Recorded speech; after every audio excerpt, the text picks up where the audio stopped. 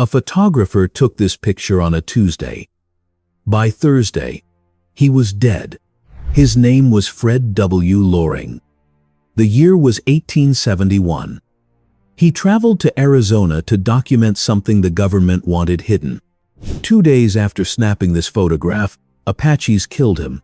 His camera survived. Inside were images that would stay locked away for 83 years. He wasn't the only one. Between 1865 and 1890, 7 frontier photographers died under mysterious circumstances.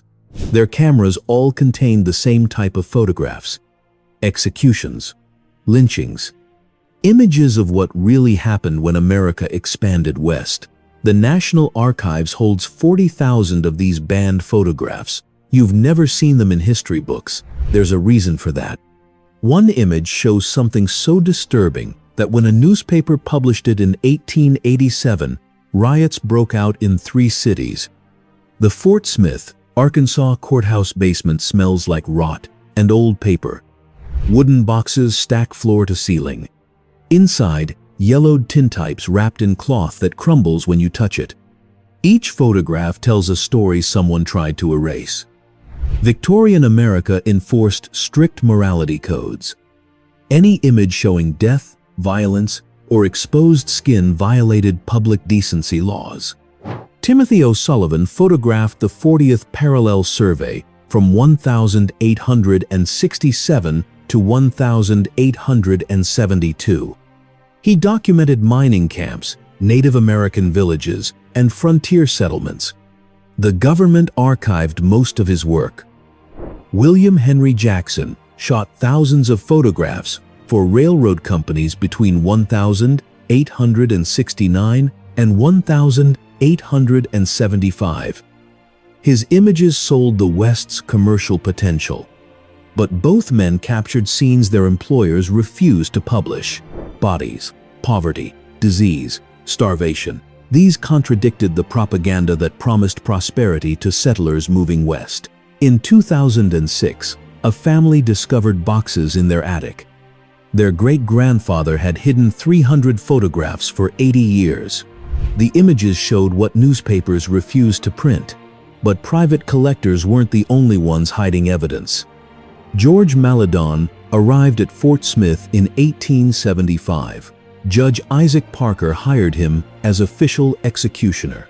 Maledon built a gallows that could hang 12 men at the same time. The structure stood 2 stories tall. Thick hemp ropes, a trapdoor 20 feet wide. Maledon tested every rope before each execution. He measured each condemned man's height and weight. He calculated the exact drop distance needed to break the neck instantly. Between 1875 and 1894, Maledon personally executed 60 men. Judge Parker presided over 160 death sentences during his 21 years on the bench. Newspapers called him the hanging judge. Photographers captured every execution. The 3rd of September, 1875. 6 men stood on the gallows wearing black hoods. Maledon adjusted each noose. 5,000 spectators packed the courthouse yard. Vendors sold peanuts and lemonade. Children climbed trees for better views. The trapdoor opened. 6 bodies dropped. Necks snapped. Cameras clicked. The photographs circulated in newspapers for 3 days. Then officials confiscated every plate. Families of the executed demanded destruction of the images. The photos weren't destroyed. They were hidden. Because hangings weren't even the most common form of frontier justice. Ken Gonzales-Day spent 5 years digging through California archives. In 2006, he published research that shocked historians. Between 1850 and 1935, California documented 352 lynchings. The victims surprised everyone. For decades, Americans believed lynching was primarily a Southern crime against African Americans. Gonzales-Day proved otherwise. In California, most lynching victims were Latino, and Chinese immigrants. Photographers captured these murders in broad daylight. Lynch mobs posed beside hanging bodies like they were posing with hunting trophies. Some smiled. Others stared at the camera with blank faces. These weren't secret midnight killings. They happened at noon in town squares, outside courthouses, on Main Street. Photographers sold the images as postcards. You could buy one for 5 cents. Mail it to relatives back east. Show them how the West was being won. The New York Times featured Gonzales-Day's erased lynching series in 2012. He digitally removed the victims from historical photographs. What remained was more disturbing than the bodies. Crowds of 300 people. Well-dressed families. The town mayor in his Sunday suit. The sheriff with his badge visible. 3 priests in clerical collars. Children on their father's shoulders. Everyone celebrating in an empty town square where a body used to hang. One photograph sparked riots when it was published. Billy the Kid owned one outfit: a crooked hat, a worn vest, a Winchester rifle. Between 1,879 and 1,880, he sat for a tintype in Fort Sumner, New Mexico. He was about 20 years old. The image shows a skinny young man with crooked teeth and nervous eyes. Nothing about him suggests the legend he'd become. For 131 years, this remained the only authenticated photograph of Billy the Kid. In June 2011, it sold at auction for $2.3 million. Outlaws understood fame. Jesse James posed for photographers multiple times before his assassination in 1882. These portraits helped build his Robin Hood mythology. Newspapers published them. Wanted posters used them. The photographs made outlaws into celebrities. Pat Garrett understood this too. After he shot Billy the Kid on the 14th of July, 1881, Garrett hired a photographer to document the corpse. The image proved the legend was dead. It also proved Garrett was the man who killed him, famed through violence. But one photographer risked more than his reputation to capture history's most wanted Native American warrior. Camillus Fly didn't bring weapons. March 1886, he rode into Apache territory alone. Just his camera equipment and glass plates. Geronimo and his warriors watched him approach their camp. They could have killed him. Instead, they let him stay for 3 days. Fly photographed Geronimo holding a rifle. The warrior's eyes showed suspicion and exhaustion. These images captured the Apache leader before his surrender to General George Crook. Fly's photographs contradicted everything the government was telling newspapers. The images showed dignified armed warriors, not the savage raiders described in official reports. Geronimo escaped after his meeting with Crook. He surrendered again in September 1886. This time permanently. Edward Curtis spent 30 years photographing Native Americans between 1900 and 1930. He created over 40,000 images documenting what he called the vanishing race. But critics later accused Curtis of staging his photographs. He added props that weren't authentic. He asked subjects to wear traditional clothing they'd abandoned decades earlier. He positioned them in romanticized settings. Curtis believed he was preserving history. His subjects felt exploited. The most censored photographs didn't show warriors, though. They showed women. Deadwood, South Dakota. One entire city block dedicated to brothels from 1876 to 1980. The last establishment, Pam's Purple Door, closed when federal authorities finally raided it. For 104 years, prostitution was Deadwood's second largest industry after gold mining. Victorian society condemned it. Economic reality accepted it. Mining camps had 50 men for every woman. Saloons built wine rooms where prostitutes entertained clients. Photographers documented this world despite moral outrage. Women posed in ruffled skirts that showed their ankles. Scandalous for the 1,880 seconds. Some photographs show brothel interiors, velvet curtains, card tables, ornate furniture imported from back east. These weren't crude frontier shacks, they were sophisticated businesses. Camillus Fly photographed Tombstone's red light district throughout the 1,880 seconds. He knew these women by name. Some images show them laughing together. Others reveal bone-deep exhaustion. One photograph captured something historians didn't expect to find: a prostitute holding an accounting ledger. The image proved these women ran complex operations. They tracked clients, managed earnings, paid protection money. Some became wealthy property owners. The photographs threatened Victorian narratives about fallen women needing rescue. Archives restricted access to these images for over a century. But the reality of frontier life was even harsher than the saloon photographs suggested. Most pioneers didn't die in gunfights.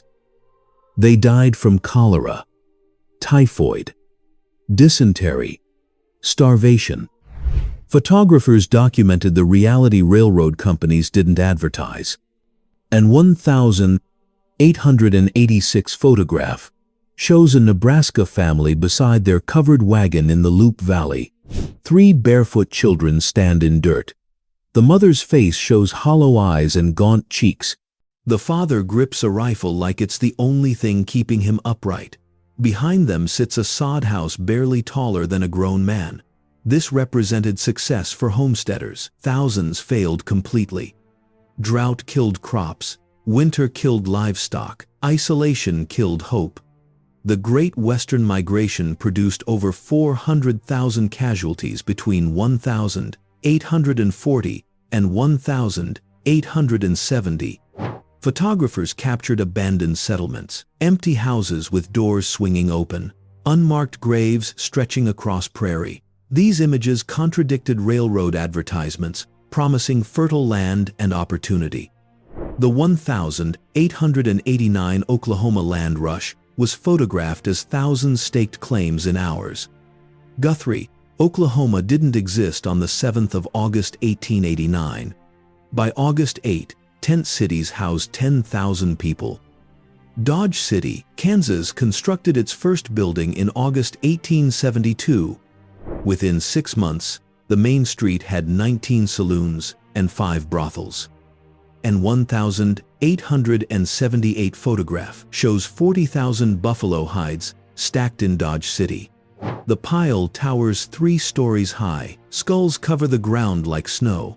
Within 12 years, buffalo faced extinction. 60 million animals reduced to fewer than 1,000. One photograph captured the exact moment the frontier died. The 1,890 United States Census declared the American frontier officially closed. No more unsettled territory existed. No more wilderness to conquer. The Transcontinental Railroad connected everything. The 10th of May 1869, Promontory Summit, Utah. The final spike joined east and west. The frontier's isolation ended. Timothy O'Sullivan photographed his own ambulance converted into a traveling darkroom. The image from 1,868 shows his wagon crossing Carson Desert sand dunes in 110-degree heat, glass plates, toxic chemicals, fragile equipment. O'Sullivan transported all of it through hostile territory. He died in 1882 at age 42. Tuberculosis killed him. His photographs survived. Fred W. Loring posed with his mule somewhere in Arizona Territory in 1871. He worked as a correspondent for a Boston newspaper. He traveled west to document the Apache Wars. 2 days after this photograph, Apaches ambushed his stagecoach. Loring died from multiple arrow wounds. The image became his obituary illustration. These photographers understood the risks. They chose to document truth while others sold mythology. Their cameras captured America's violent expansion. The photographs revealed who paid the price. who profited, who died. One collection of images showed all of this. The photographs were banned because they destroyed the romantic story Americans wanted to believe about themselves. The photograph, hidden for 140 years, showed a lynching in a California town square. The victim's body hung from an oak tree, but the victim wasn't the disturbing part. The crowd told the real story. 300 people gathered in their Sunday clothes. The mayor stood front and center. The sheriff posed with his hand on his gun belt. 3 priests in clerical robes, teachers, shop owners, entire families with small children. This wasn't a crime committed by outlaws in the dark. This was a community celebration in broad daylight. The image stayed in a private collection until Ken Gonzales-Day found it in 2006. When historians examined it closely, they understood why it had been hidden. The photograph proved that frontier violence wasn't committed by criminals and outlaws. It was committed by respected citizens. The people building churches and schools were the same people lynching immigrants. These photographs now reside in the National Archives, the Smithsonian Institution, and the Library of Congress. No longer hidden but rarely displayed, the images challenge everything taught in schools about westward expansion. They expose the mythology of noble pioneers and heroic cowboys. The truth is simpler and darker. The West wasn't won through courage and determination. It was taken through systematic violence, theft, and destruction of native peoples and cultures. These photographers risked their lives to document that truth. 7 of them died doing it. Their cameras never lied. The images can't be erased. History isn't what we want it to be. It's what actually happened, and these banned photographs prove it